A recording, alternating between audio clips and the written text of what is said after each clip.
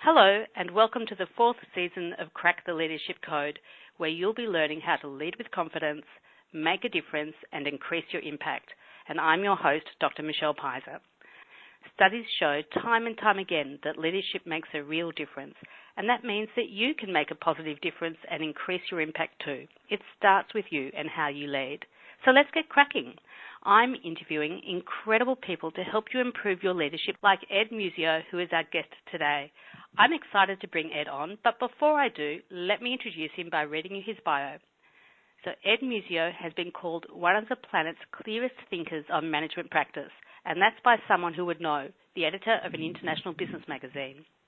His mantra is higher output, lower stress, sustainable growth, a promise central to his company's mission of creating culture changes. His books have won awards of excellence in the performance improvement field, and his work on culture change has been hailed for producing substantial results, even in the most challenging circumstances. Originally trained as an engineer, Ed has used his analytical, research-based approach to help countless organisations. So, Ed, I want to welcome you to our interview today, and thank you so much for being here. Hi, Michelle. Thank you, and thanks for having me. My pleasure. Look, before we talk about how you crack the leadership code, can you tell us one of the worst things that ever happened to you at work? What happened? And clearly you came out the other side. So what did you do, and what did you learn? Well, when I was first getting into this business of consulting and delivering training and speeches, I had a dream, and it was one of those sort of dreams you have where you're in the front of the whole room full of people and everything breaks, the projector fails and the things don't work, and that's not unusual for me. But what was unusual is in this dream, rather than sort of running around trying to fix it, which is my usual dream, I actually stopped and I looked out at the audience and I said, well, you're not really here for that anyway, so why don't we just talk to each other? And I was sort of calm, and I woke up from that, and I thought, well, that's an unusual dream, and it was sort of a good sign, I guess. Now, that was the dream, but then it actually happened about 6 months later. So same thing, big group in real life. You stand up, and it was like one of those days where, you name it, it went wrong. The materials weren't ready, the AV wasn't working, the speakers weren't working, like everything was wrong. And, so I had this, lucky for me, I practiced in my dreams, right? So the leadership thing to do is take ownership. So I stood there and I said, you can see we don't have much going right now, but this is the topic and you're here and I'm here. So, let's see what we can do. Let's start talking. And, I think it was good, Michelle. It was not the session I had planned. It took us about an hour to recover and, we sort of got a lot of it done anyway, but I think it set the tone and I think it worked. And today, we do these complex things where you're talking to an audience and you find people that are tempted to sort of say, it's the hotel, it's the printer, but I always think of that story. I say, no, it's not them, it's us. We are having some problems, and we are going to fix them. And meanwhile, we are going to help you. And I think it's a story for leadership as well as for presentation skills, I guess. Yeah, just sort of thinking how together you have to be, like don't panic, and actually make the most of it or the best of it.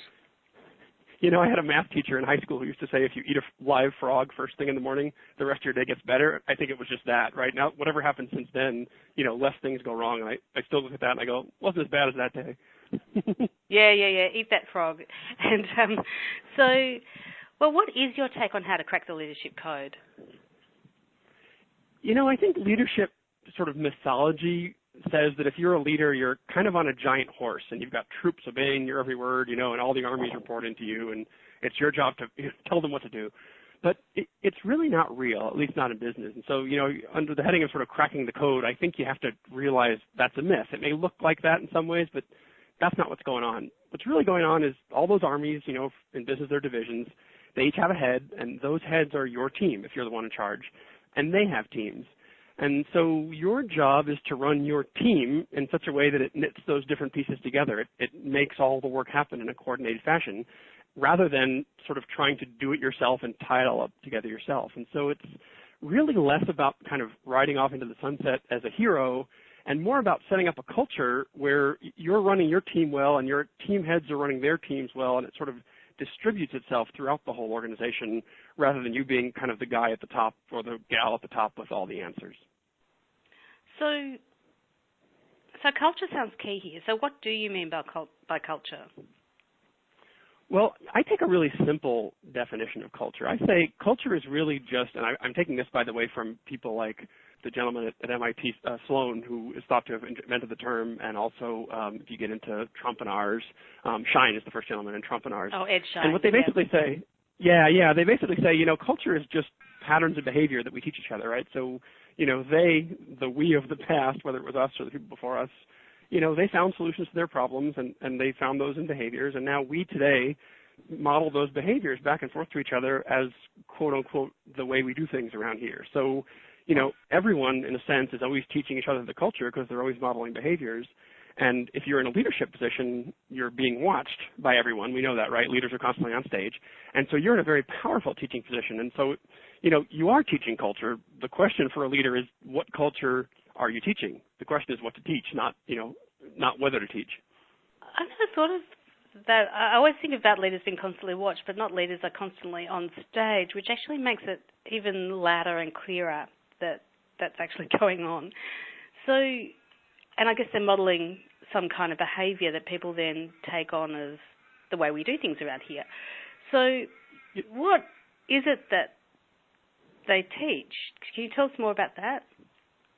Yeah, well, I went to a presentation once, and it was a presentation about kind of public speaking and platform skills and things, and the person said something, I now forget her name, but she said, every time you open your mouth in front of people, you're public speaking. So, public speaking isn't limited to kind of when you're at the podium, and I thought that was a pretty intelligent statement, and it kind of stuck with me.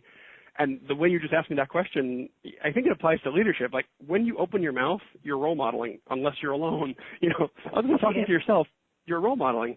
And so, I think the question is, what do you role model? And a big part of the answer is kind of what I said, which is we need leaders to role model that it's the team and not the leader doing the work.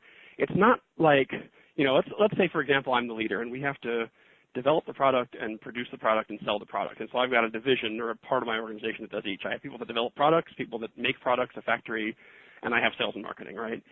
The sort of the traditional kind of view of leadership is, I tell development to bring me developed products, and I tell production to make products, and I tell sales and marketing to hit their targets, and then I, as the leader, kind of stitch it all together, right? But the problem with that is you can't bake one slice of the pie without the other slices of the pie, right? You can't bake it one slice at a time. And so what I need is for development and production and sales and marketing to happen in concert with each other, because otherwise it doesn't work, right? It doesn't work if I fail to develop, but I manage to sell and market. It doesn't work if I fail to produce, right? And so I can't have these different units that have independent targets. I have to get them working in concert with each other, or else I'm not really producing the output I'm supposed to produce. That's the culture, the code I'm teaching. Can you tell us more? So it's about getting people to work together. What are you thinking? Well, work together is a good way to say it. The problem with saying it that way is that, although it's accurate, it sounds a little like kind of, teamwork and motherhood and apple pie, like you're supposed to do it that way. You are supposed to do it that way, but only because that's the only way that works. If you have, for example, it's easier to think about, I think, at the top of a company. If you think of me running this company, this imaginary company, and I've got sales and marketing, I've got production, I've got, development, and if I look and I say it looks like, my sales and marketing is ahead and my product development is actually, let's say, a year ahead, I've done what I need to do there, but my production is behind, it can't meet demand. If I didn't take some resources from my development that was ahead and apply it to my production that was behind, if it were a publicly traded company, I would be called incompetent, right? I have to get sharing happening between those organizations. Well, there's two things about that. First of all, I had better set up the idea of sharing before I do that, or it's going to be really unpopular when I start coming across the organization and sharing. That's the first thing. The second thing is I may not know how best for them to share. They can figure it out better than I can, but only if they're in the habit of figuring it out, right? So it can't be that the first time I come to them and say share is when everything has gone wrong and things are falling apart. If I run my group in such a way that they're in the habit of sharing, then, first of all, we'll detect that problem earlier, and second of all, when we do, they can advise me on how best they can share because they can figure it out better than I can because they're the ones doing it. That, to me, is real leadership, not me coming in at the last minute, at the 11th hour and saying, you better share and I'm going to tell you how. How would I know how? They know how. And so it's about creating the culture that enables that to happen. Oh, so how do you create like a sharing culture when, people want to work independently and it's competitive to get up the ladder and that kind of thing? Yeah, well, the independence thing is important, and independence, we have to admit to ourselves, is a myth, like the sort of leaders on the horse is a myth, right? You get in your car and you drive to work and you say to yourself, I'm independent because I'm steering my car and I'm choosing the route and I own the car, right? And you scratch the surface a little bit and, the roads, the car, the infrastructure, it all came before you, right? Even where you're going to work. Well, that's part of a complex web of responsibilities and requirements in your life that you're not in charge of all those responsibilities, right? So, none of us are really independent, and when you get past your adolescent years, you have to sort of come to peace with that. It's always kind of like, we're all going to the concert with our parents' money, even though we say we're on our own. Or even ink, like everyone's that's getting right. ink, but it's, yeah. You are, but you're not. And so the term for that is interdependent. And, your question of how do you do that, there's a lot of answers to that question, but one of them is to have the kind of conversation in your group that acknowledges and sort of emphasizes that interdependence. And, one way to do that is to say something like, for example, if we're back to my fictitious organization, we all exist on this team to develop, produce, and sell the products. And so this team and all of us on it succeed when we develop, produce, and sell the products. And it's not possible for us to succeed if we don't do one of those things. So how are we going to do all that? Now, yes, person A, you're more responsible for development, and person B, you're more responsible for production and so forth. But none of us are successful if we don't do all of it. So let's figure out how we're going to do all of it. That's an important first part of the answer to how do you create that interdependence is you acknowledge it. You acknowledge that it's difficult, and you work with it instead of trying to encourage people to fight against it by painting this kind of false picture of independence. And also sounds like you're really getting everyone focused on the primary task of the organization. What are you doing? Why are you in existence? So that you cut through the very personal, ambitions even. It's like, well, we're all here to do a job, do it well. But I think it's a tension between cooperating and getting the job done as well as looking after yourself. Like, how self-sacrificing do you have to be to have that happen? It is a tension, and actually, what you said is right at the top of the organization, which is where, if I'm the head of this thing and my three departments are as I've described them, then yes, I'm talking to you about my plan, which is the plan for the organization. Now, if I go down to the person who's in charge of, let's say, sales and marketing, and let's say she has, a salesperson, a marketing person, a PR person, to keep it simple, what she's going to say to them is the same thing I said to her, which is she's going to go to them and say, we're the sales and marketing team. You have PR, you have sales, you have marketing.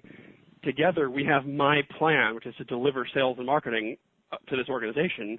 And so you all succeed, we succeed on this team when my plan is done in the same way that I succeed on my boss's team when his plan is done.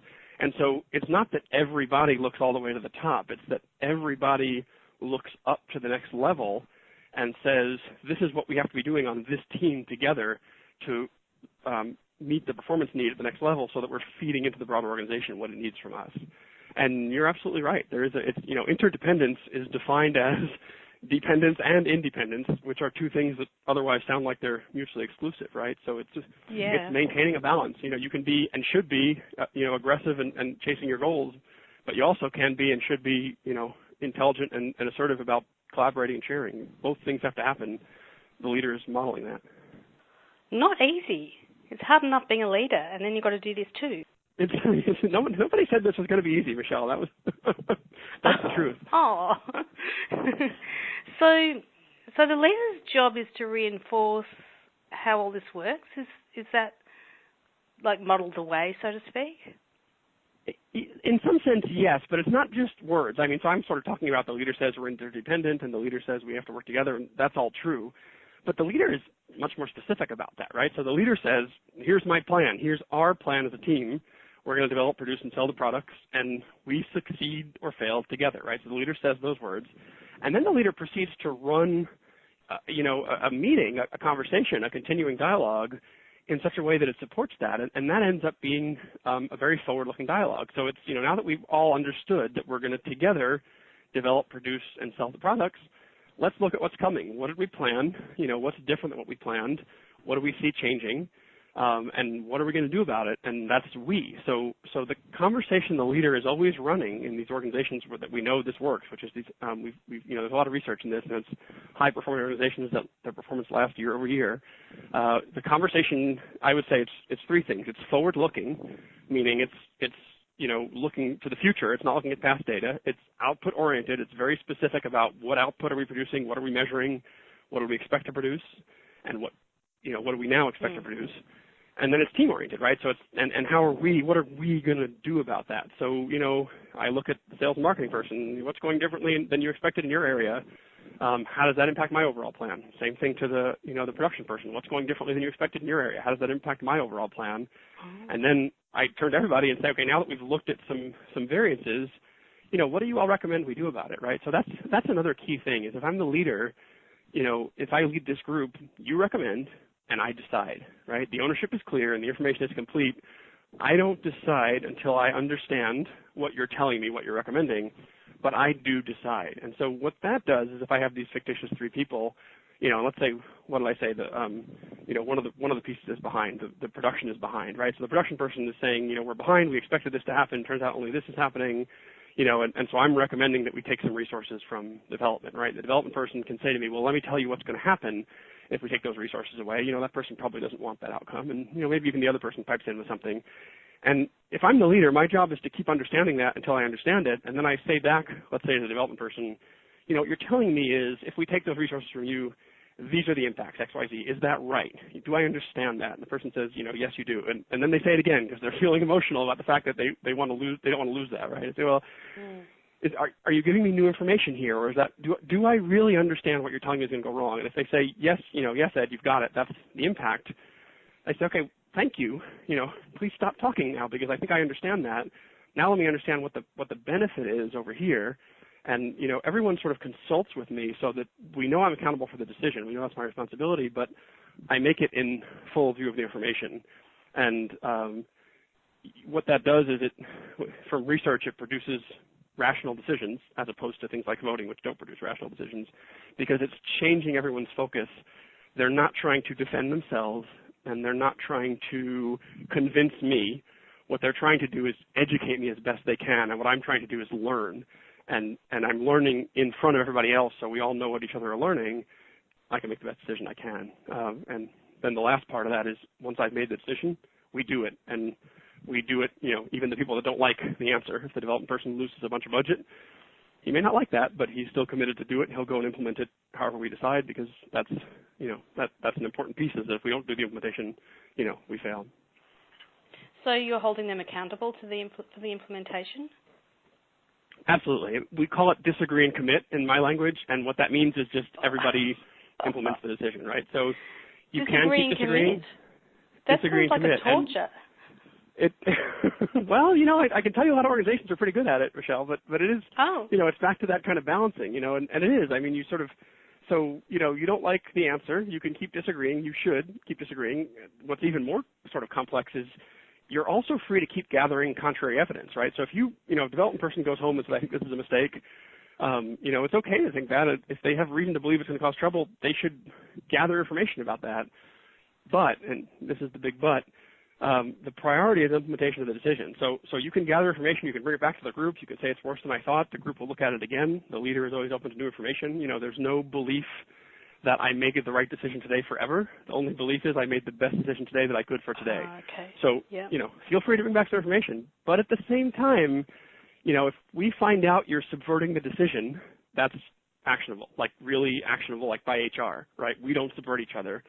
And that's not just because it's impolite, it's because we learn by iteration. We learn by doing. Making a decision and implementing it fully and learning from it, even if it fails, is preferable to making a decision and then half sort of not really doing it because we didn't agree, and then we don't know what happened. Did we fail on implementation? Did we, was it a bad decision? We didn't get any smarter, right? So implementation is key and accountability is important there. Yeah, so I was just thinking, because one of the things you talk about is having culture changes. So how do they fit in with this and being accountable and making sure that things stay on track? Well, what you mean by them. Well, it's hard. I mean, so when you look at what we're talking about, let's just take this issue of sort of disagree and commit, right? So you can ask yourself the question, if I have an organization and that isn't happening today, how do I get it to happen? One answer is I could try and have a training on it, tell people to do it. That probably won't work. You might, with a training, help people understand what it is. You might build some sense of dissonance with the fact that, wow, I believe that's better than what we're doing today. And you might even build up with a good training some intention, right? I wish we could do that. I want to do that. I'm going to go do that, right? But that doesn't really move the system. And so I think you were probably reading our marketing materials, but when we talk about we create culture changers, what we've learned, and I've been doing this over a decade, and the person before me was, a few decades before that, so we've got 30, 40 years of experience in this. What we've learned is that to move the system, you have to figure out a way to get people inside the system changing it. And back to our initial conversation about culture, right? The culture of today came from those behaviors of people, that they discovered worked in the past, and because they worked, they started doing them. And so what we have to do is create a situation today where these behaviors that we know work in the long term turn out to work in the short term. So when someone does it, it's beneficial, and people can see them doing it, and they can start to repeat it. And so you're not working on changing the culture today. You're working on creating the success today that creates the culture tomorrow. If I can model a behavior for you, you see me do it, you see that it helps me, you can copy it, and when you do copy it, you experience only positive results. You'll start doing that, and if other people have the same experience, that behavior will pick up and take off, right? So it's a question of, how do we create people that are in that position where they have behaviors they can model? That sounds much more doable than trying to sort of create a culture out of nothing. Well, not nothing, but, like just sort of say, because you're missing those crucial steps in between. It's like you're looking at the end result rather than what you need to be doing step by step to get there. There's a lot of talk about culture right now, and if you look at it, there's sort of the highbrow kind of 30,000-foot level. We want a culture of collaboration. That sounds good. It is good. Don't talk about how to do it. But then when you get into the sort of the mechanics of how to do it, it sort of often devolves into like this sort of survey thing where it's like, well, we'll ask people what they're doing, and we'll see if we can kind of determine what's going on. And it's like, you can do a culture survey. I'll tell you what's going on now, maybe, but none of that also creates a change. You can't talk to people. If you get into the Trumpinars stuff about, culture is based on implicit assumptions, right? So if you get into Trumpinars, there's like you have these assumptions about the world, and those turn into things like values and norms, which is what you think is good and what you think is normal, quote unquote normal, and those turn to behaviors. And you can't talk to someone about their assumptions. They don't know what they are. If they do, they don't want to share them with you. If they do, they don't want you to change them. There's no path there. But the path is on behaviors. You can show someone a new behavior and say, look, if you do this, it'll help you.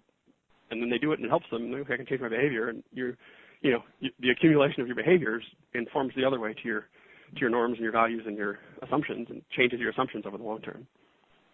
Yeah, it's the same idea as like what gets measured gets done. It's that kind of, what are you focusing on? Then what do you care about? Exactly. And so if you go in with an intentionality and you say, okay, we know, just to stick with the disagree and commit, we know that we need to be making decisions in this way, so what can we do? How can I as a leader start to model that in a way that creates success for other people when they do it? Well, one answer is I can get very good at requiring it in my meeting, and then I can reward those people who do it, and I can not reward, maybe not even punish, but at least not reward those people who don't do it. So, we know that good group decision-making happens in the group and that disagree and commit happens. If somebody approaches me outside the group to lobby for resources, what I'm tempted to do, because I'm human, is to bring them to my office and say, let's chat about that. What I probably should do instead is say, is this an issue that should be held in front of the group? And if it's not, we'll talk about it. But if it is, please bring it to the group. Because otherwise, if I let you come and lobby me independently, then I have to let your peer come and lobby me independently. And now I've kind of fallen back into that sort of role of the leader of the army who makes all decisions myself. And I've also reinforced the wrong behavior, which is if I give you what you want, now you've figured out that if you approach me in just the right way, you get what you want. And now your attention is on, okay, how do I approach Ed next time to get what I want, right? So it really requires a discipline at the leadership level. The higher up you get, the more so, where you say, no, this is not how we run this company. We run this thing as a group, and if you're talking about crosscuts to group resources, please don't approach me on a one-on-one basis to lobby for that. I'm not going to talk to you about that. I'll talk to you about one-on-one issues. I'll talk to you about, vacation and time you need and questions you have. Sure, but if it's a group resource issue, please bring it in front of the group. That I love. It's like holding your boundaries, really, and then everyone is accountable. And I think you get a lot more respect as a leader, too, if you stick to it. Well, you absolutely do. One thing we know about trust is that all you have to do to build trust is to say you're going to do something and then do it.